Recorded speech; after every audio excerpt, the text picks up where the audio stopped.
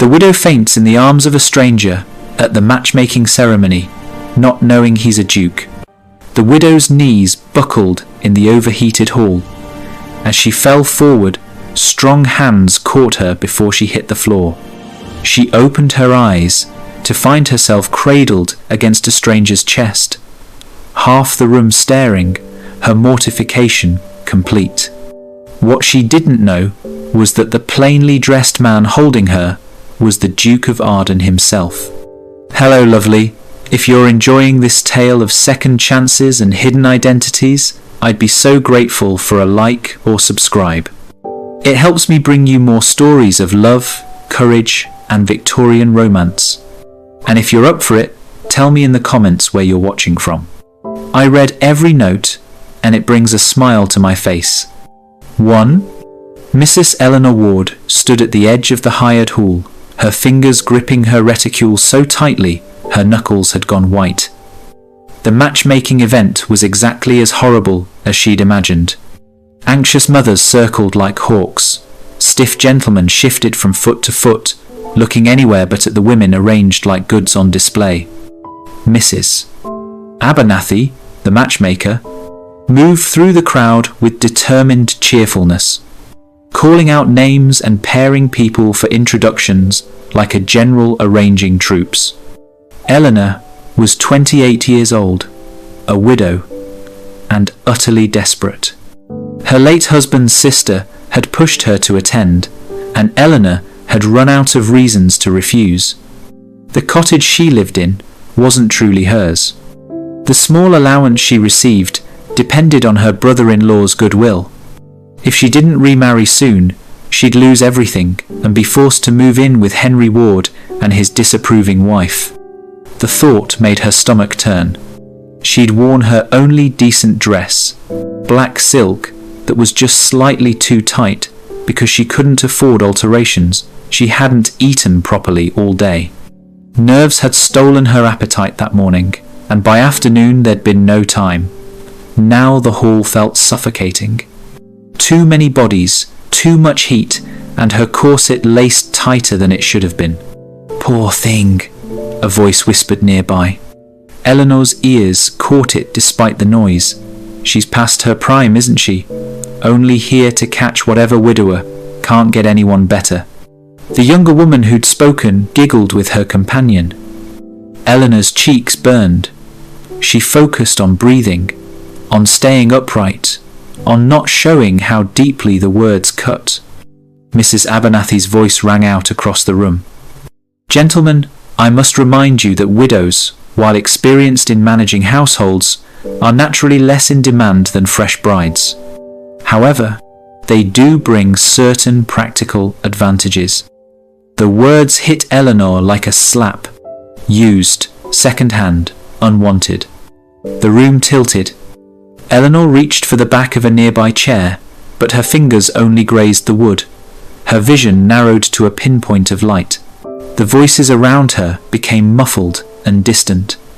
She felt herself swaying, the floor rushing up to meet her. Then strong hands caught her. Someone had stepped forward at exactly the right moment, catching her before she collapsed completely. The hands were steady and sure as they lowered her carefully into a chair. Around them, teacups clattered. Women gasped. Someone dropped a plate. Give her space, a male voice said calmly.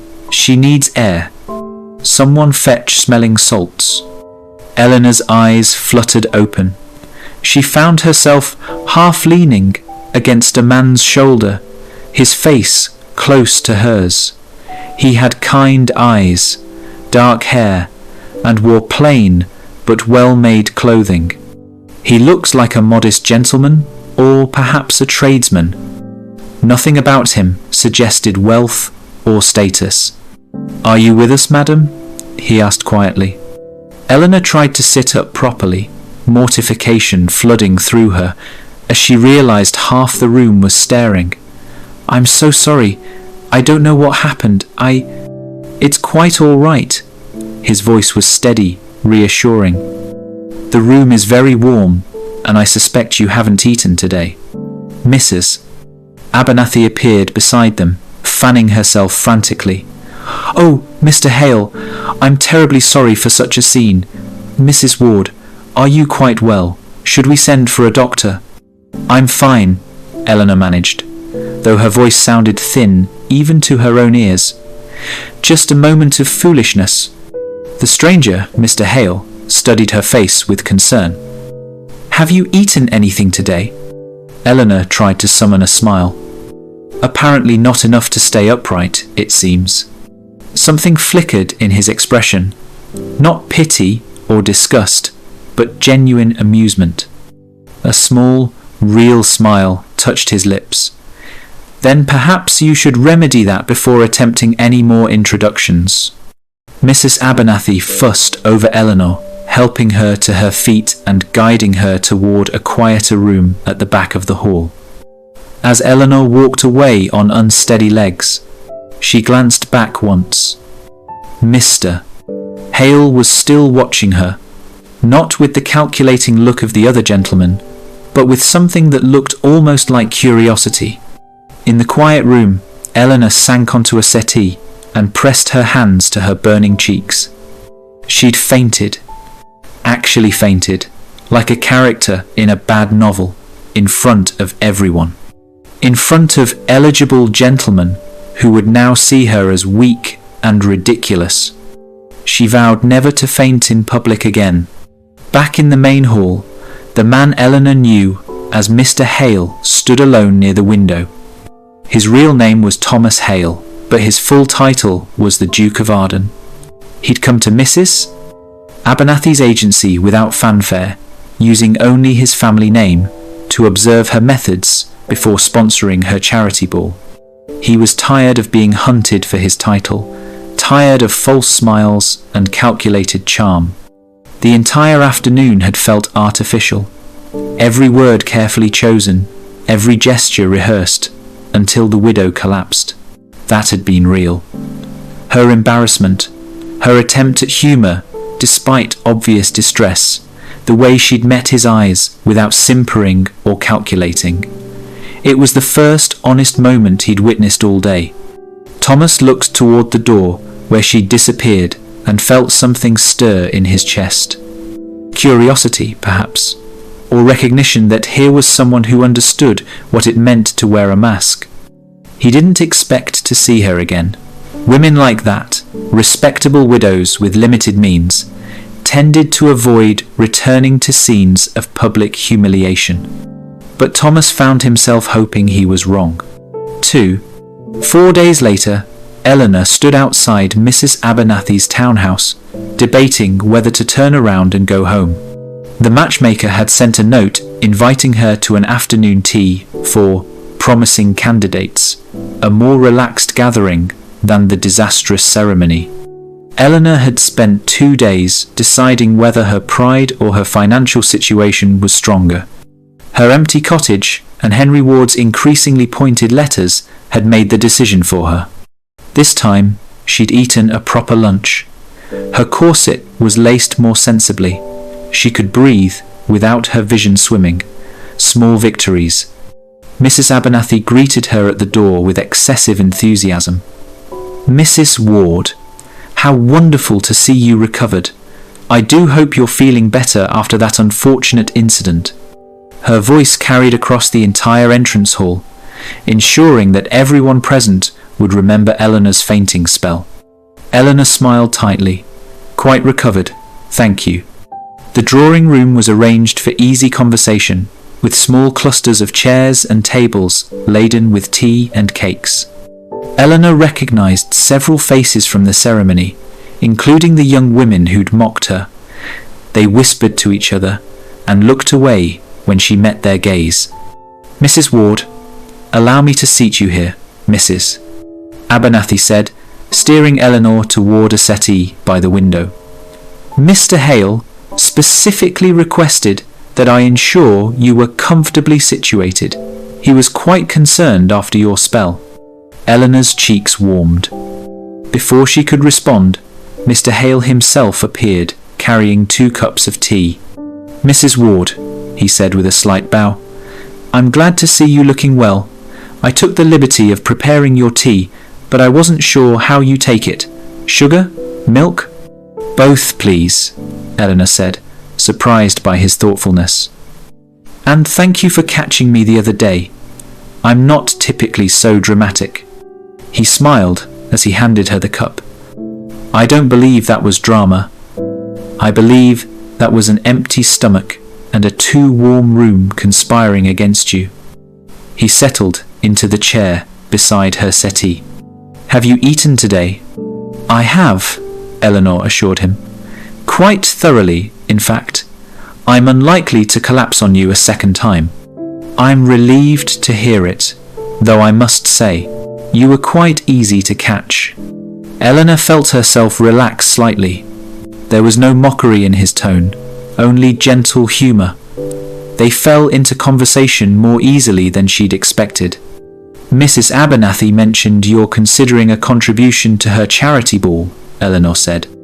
I am, Thomas replied carefully. I've recently inherited more responsibility than I expected. A large household, many tenants. The work of managing it all has been educational. You sound as though you didn't expect to inherit. I didn't, not so soon, at any rate. His expression grew sombre. My father passed unexpectedly. I found myself thrust into duties I'd only vaguely prepared for. Eleanor understood that feeling more than he knew. When my husband died, I inherited responsibilities without resources. It's a particular kind of difficulty. They talked for nearly an hour, not about weather or pleasantries, but about real things. Eleanor spoke carefully about her marriage, how her late husband had been proper and distant, more concerned with appearances than with truly knowing her.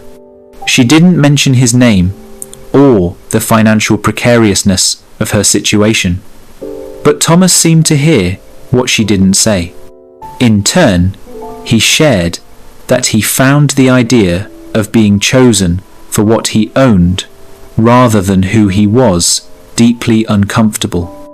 It's difficult to trust anyone's sincerity when they know what you bring to the table before they know anything about you. Then I have an advantage, Eleanor said lightly. I bring almost nothing to any table, so anyone who shows interest must at least find something about me personally tolerable. Thomas's expression softened. I suspect you bring far more than you credit yourself for. Across the room, Charlotte Briggs, Eleanor's friend and the local vicar's daughter, watched the exchange with interest. Charlotte had warm eyes and an observant nature. She'd known Eleanor since they were girls and had worried about her friend's forced gaiety these past months. Now she watched Eleanor actually laugh at something Mr. Hale said, and Charlotte smiled to herself. She'd have to tease Eleanor about this later. Meanwhile, in another part of London, Lady Margaret received a most disturbing piece of information from her maid. Her nephew, the Duke of Arden, had been visiting a matchmaking agency under a false name, meeting women of no particular standing. Lady Margaret set down her teacup with such force it cracked the saucer. This nonsense had to stop. She would visit Mrs. Abernathy herself and put an end to whatever foolishness Thomas had gotten himself into.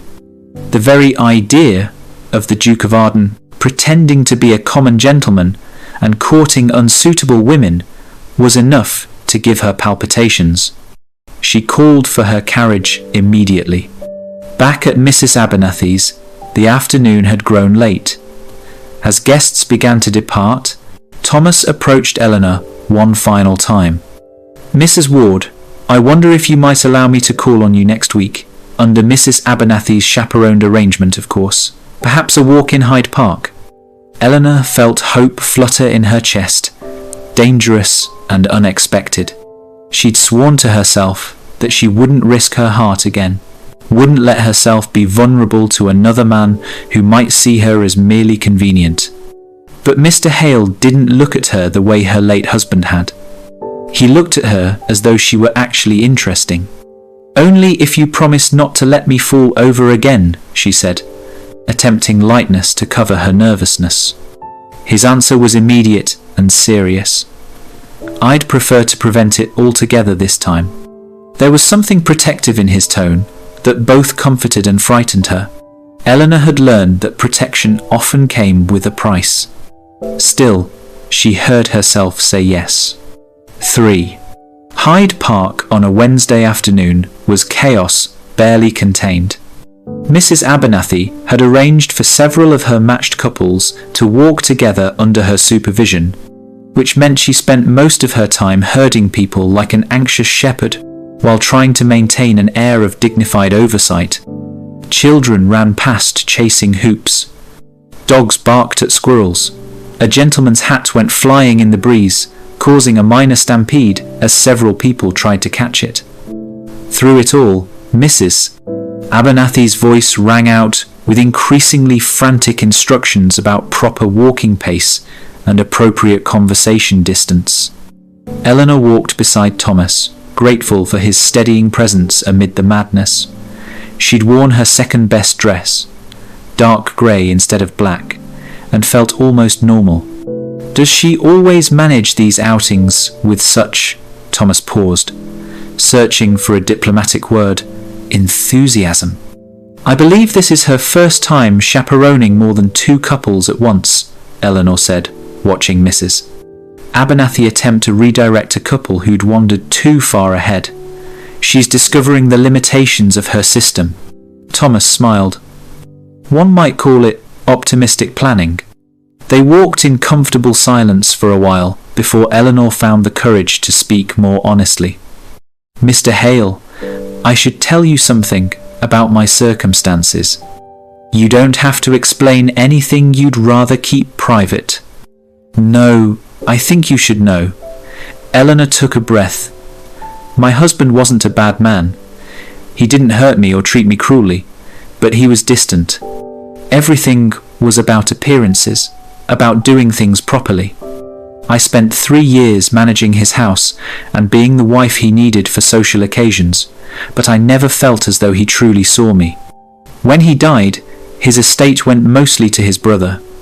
I have a small cottage and an allowance, but it's contingent on Henry Ward's goodwill. If I don't remarry, I'll eventually lose everything." She waited for Thomas to make some polite excuse, to suddenly remember an appointment elsewhere. Instead, he was quiet for a moment, then said, "Thank you for telling me. That takes courage." "It takes desperation," Eleanor corrected wryly. "I'm hardly the romantic figure of a woman freely choosing her own path." "Perhaps not," Thomas agreed, "but you're honest about it, which is more than most people at these affairs can claim." He paused, seeming to choose his words carefully. "My father was strict. He had very particular ideas about duty and proper behaviour. I grew up knowing exactly what was expected of me, and for a long time I did it all without question. But after he died, I realised I'd been living his life, not my own. Now I'm responsible for a large household and many tenants, and I find myself wanting to make different choices." Eleanor glanced at him. "What kind of choices?" "Honest ones, fair ones. Choices based on what's actually right, not just what's traditionally done." He met her eyes. "Including choosing a wife, because I genuinely like and respect her, not because someone decided she'd make a suitable duchess." Eleanor stumbled slightly at the word duchess. Thomas steadied her arm. "Are you all right?" "Yes, sorry, uneven path." Eleanor's mind raced. Had he misspoken? Perhaps he'd meant to say wife, not duchess. She must have misheard. They walked on, and Thomas pointed out a family of ducks by the pond. Eleanor let herself relax again. Their peaceful conversation was interrupted when a small boy ran directly into Eleanor's path, tripped, and fell hard on the gravel. He began to cry. His nursemaid was several yards away, struggling with a younger child. Without thinking, Eleanor knelt beside the boy. Her grey skirts immediately began soaking up mud from the damp ground, but she ignored it. "There now, let me see. Did you hurt your hands?" The boy held out scraped palms, tears streaming down his face. Eleanor pulled out her handkerchief and carefully dabbed at the scrapes, speaking softly until his crying settled to sniffles. The nursemaid arrived, thanking her profusely. When Eleanor stood, her skirts were thoroughly muddied. She looked down at them and sighed. "Well, that's going to be difficult to explain." Thomas held out his own handkerchief. "For your hands." She took it, touched by the gesture. Most men would have scolded her for being unladylike or making a scene. Her late husband certainly would have. Their walk was cut short when another gentleman in their party, a Mr. Pritchard, made a loud comment to his companion about the complications of second-hand wives and how widows required extra consideration because of their diminished market value. Eleanor froze mid-step. The words were clearly meant to be overheard, a warning to the other gentlemen present. Before she could gather herself to respond, Thomas spoke. His voice was calm, but carried clearly across their group. "I find, Mr. Pritchard, that only small men measure a woman's worth by whether she's been previously married. A widow has survived loss, managed independently, and proven herself capable of devotion. Those seem like considerable strengths, not diminishments. Unless, of course, one is too insecure to appreciate a woman with experience and intelligence." Mr. Pritchard's face went red. He sputtered something about not meaning offence, then quickly excused himself and walked away with his own matched lady. Eleanor stared at Thomas, warmth flooding through her chest. "You didn't have to do that." "Yes, I did. He was being cruel and stupid. Both things deserve correction." For the rest of the walk, Eleanor allowed herself to imagine that perhaps this time could be different. Perhaps this man saw her as someone worth defending. That evening, Eleanor received a visit from her brother-in-law. Henry Ward arrived without warning, let himself into her cottage, and stood in her small sitting room, radiating disapproval. "I've heard you're spending time with some tradesman from Mrs. Abernathy's agency," he said without preamble. "This is exactly the kind of embarrassment I worried about. The Ward family has a reputation to maintain, Eleanor. If you're going to remarry, it must be to someone respectable." "Mr. Hale is perfectly respectable," Eleanor said quietly, trying to keep her temper. "He's nobody, no family connections, no standing. If you insist on continuing this foolishness, I'll have to reassess your living arrangements. The cottage isn't yours, Eleanor. It's Ward property, held on sufferance. Don't make me regret allowing you to stay." After he left, Eleanor sat alone in the dark, the threat hanging over her head like a sword. Meanwhile, across London, Lady Margaret confronted Thomas in his study. She'd visited Mrs. Abernathy's office that afternoon and learned everything. "A matchmaking agency?" Her voice was ice. "You've been parading around as Mr. Thomas Hale, common gentleman, meeting unsuitable women? Have you lost your mind?" Thomas set down his pen carefully. "I wanted to be seen for myself, not my title." "You are your title, Thomas. You're the Duke of Arden." And now Mrs. Abernathy is dropping hints about her mysterious Mr. Hale to half of London. When the Ton discovers you've been playing at being ordinary, it will be a scandal. You must end this immediately. Choose a proper bride from a proper family and announce it formally, or stop this foolish game entirely. After she left, Thomas sat alone in his study, staring at the ducal signet ring on his finger. He should tell Eleanor the truth. He needed to tell her. But how did you confess to someone that you'd lied about your identity, when that someone had already survived one marriage built on appearances and deception? 4. The matchmaking reception was held in Mrs. Abernathy's largest townhouse, and it felt like a battlefield disguised as a social gathering. Mothers moved through the rooms with military precision. Young women positioned themselves strategically. Gentlemen clustered near the refreshments, looking hunted. Mrs. Abernathy was sweating behind her fan despite the cool evening. She needed at least one highly successful match from this event to justify her advertising. The pressure was making her even more effusive than usual.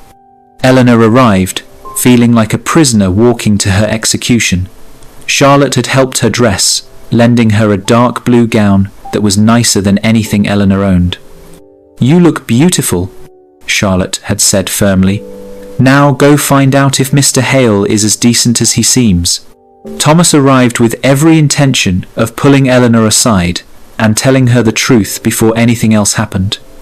He'd rehearsed what he would say. He'd prepared himself for her anger and disappointment. But Lady Margaret had other plans.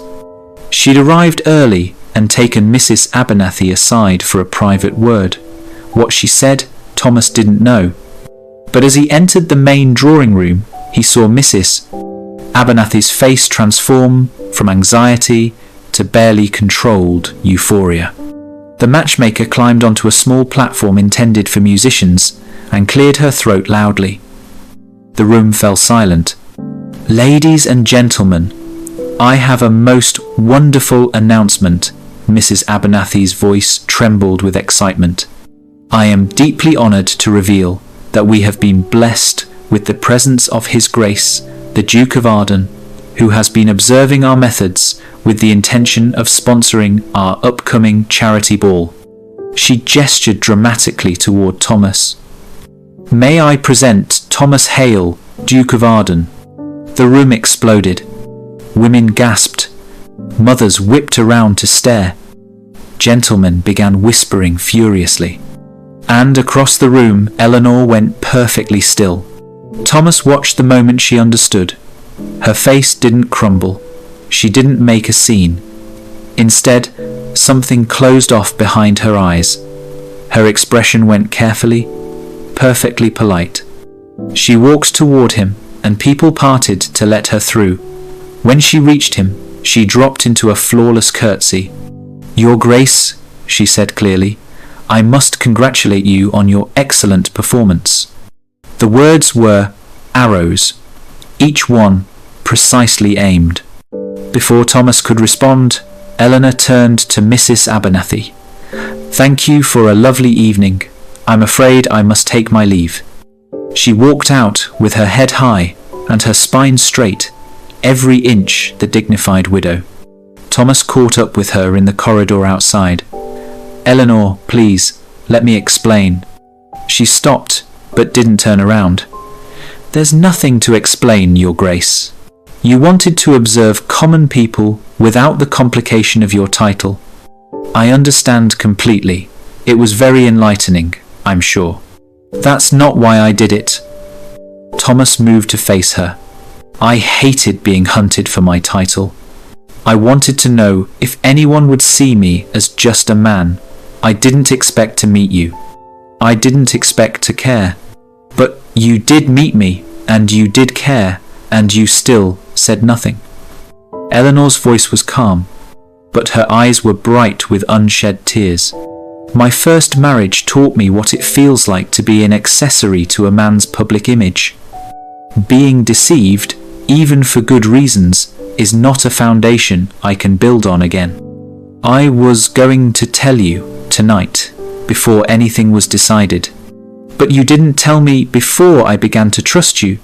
That's what matters." She took a breath. "Excuse me, Your Grace. I need to go home." She left, and Thomas stood alone in the corridor, feeling as though he'd lost something precious before he'd fully understood its worth. Inside, Mrs. Abernathy was already moving on. She steered Eleanor's absence toward opportunity, introducing Thomas to other available ladies while privately panicking about losing her most eligible client. But she had a backup plan. "Mr. Hewitt, a widower of comfortable means, had already expressed interest in Eleanor. He was older, quiet, and looking for a practical arrangement. A capable housekeeper who could manage his home and require little emotional involvement. Mrs. Abernathy sent a note to Eleanor the next morning, suggesting that Mr. Hewitt might be exactly what she needed. Stable, honest, uncomplicated. Eleanor read the note in her small cottage, surrounded by half-packed belongings. Henry Ward had made his position clear. She had 1 month to secure a respectable marriage or leave the cottage. She thought about Mr. Hewitt. She felt nothing when she imagined marrying him. No excitement, no hope, just less fear. When she thought about Thomas, Duke of Arden, she felt anger, but underneath the anger was warmth, laughter, and the memory of feeling truly seen by someone. Eleanor told Mrs. Abernathy she would consider Mr. Hewitt's offer.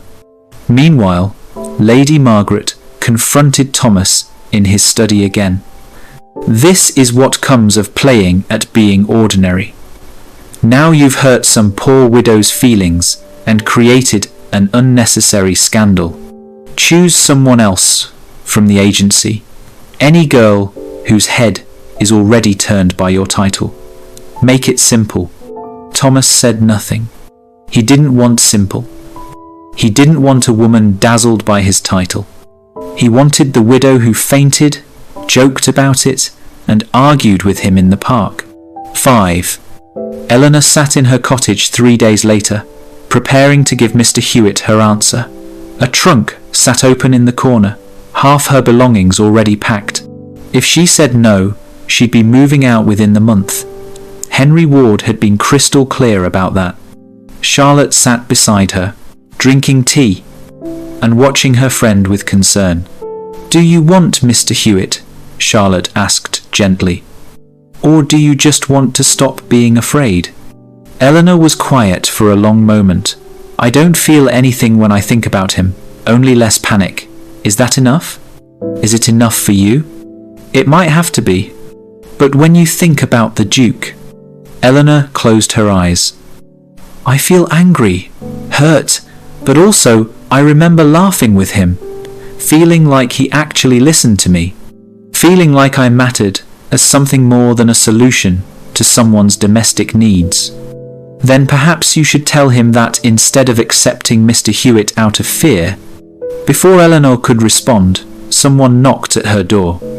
She opened it to find not Mr. Hewitt, but Henry Ward, looking deeply uncomfortable. "Eleanor, His Grace, the Duke of Arden, is in my drawing room.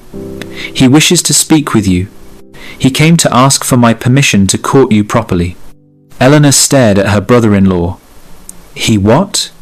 "He came formally, with his solicitor." Henry looked as though he'd swallowed something sour. "I had no idea your Mr. Hale was the Duke of Arden. If I'd known, I wouldn't have. That is, I should have been more. Eleanor, you should come." At Henry's house, Eleanor was shown into the drawing room. Thomas stood by the window. He turned when she entered, and something in his face made her breath catch. He looked tired, worried, honest. "Your Grace," she said carefully. "Eleanor, thank you for seeing me." He glanced at Henry. "Might we have a moment alone? With the door open, of course." Henry clearly wanted to refuse, but couldn't think of a socially acceptable way to deny a duke. He left, positioning himself obviously in the hallway where he could see them. Thomas waited until they were as alone as propriety allowed. "I came to apologize. Properly this time, without excuses. I hid behind my title for years, afraid of being wanted only for what I could provide. When I tried to step out from behind it, I still held back the truth. That was cowardly." Eleanor said nothing, waiting. "I've had my solicitor draw up papers. If you marry me, you'll have your own income, transferred into your name legally. A small property, also in your name, that cannot be taken from you if I die or if the marriage fails. Complete financial independence. Eleanor's eyes widened. In Victorian England, this was almost unheard of. Most women had no legal right to their own property or income after marriage. I listened to what you told me, Thomas continued, about feeling trapped, about being dependent on someone else's goodwill. I can't promise you'll never be hurt again, but I can promise you'll never be powerless. The settlement is yours, whether you marry me or not. It's already arranged. Why would you do that?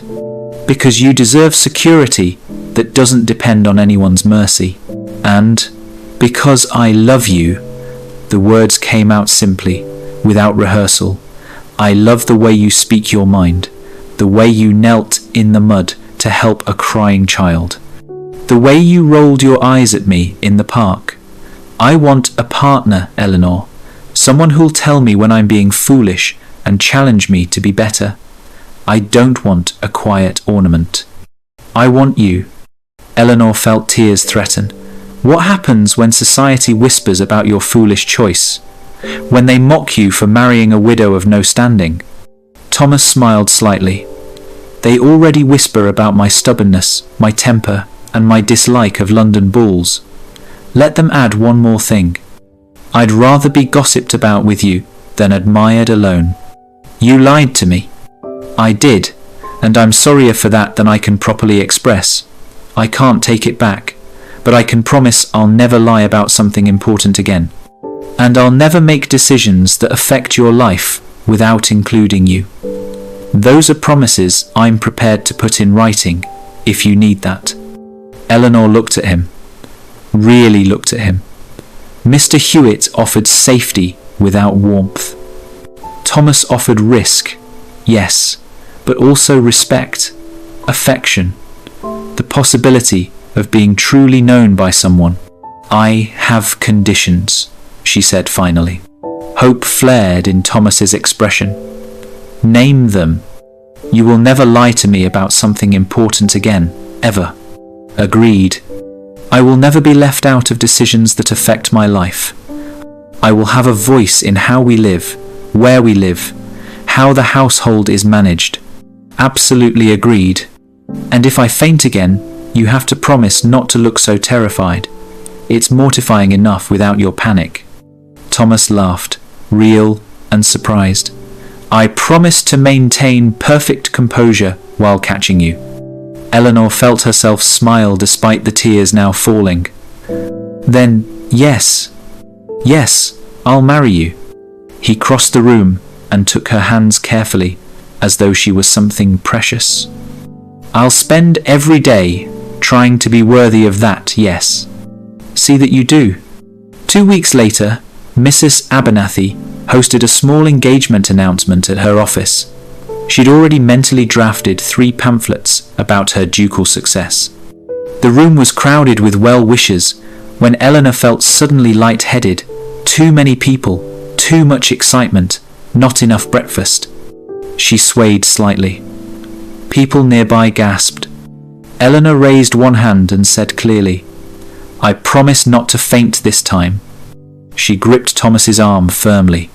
He answered loud enough for everyone to hear, If you do, I'm quite well practiced at catching you, Mrs. Ward. Laughter broke the tension. Charlotte smirked from her corner. Mrs. Abernathy beamed. In the carriage home later, Eleanor leaned against Thomas's shoulder. I suppose I should be grateful I fell into the right stranger. He pressed a kiss to her temple. I've been grateful every day since. Eleanor looked out at the city passing by and realized that for the first time since her husband died, the future felt like something she'd chosen. Not something that had simply happened to her, but something she'd actively decided to build. With a man who'd catch her if she fell, and stand beside her when she didn't. Thank you for staying with us until the very end of this emotional journey. If this story touched your heart, we invite you to subscribe, like, comment, and share. Your support helps us continue creating more stories of love, redemption, and second chances that matter. At the end of this video, you'll see a suggestion for another of our romantic stories. Click and discover more beautiful tales of courage and connection. With all our gratitude, Duke's Story.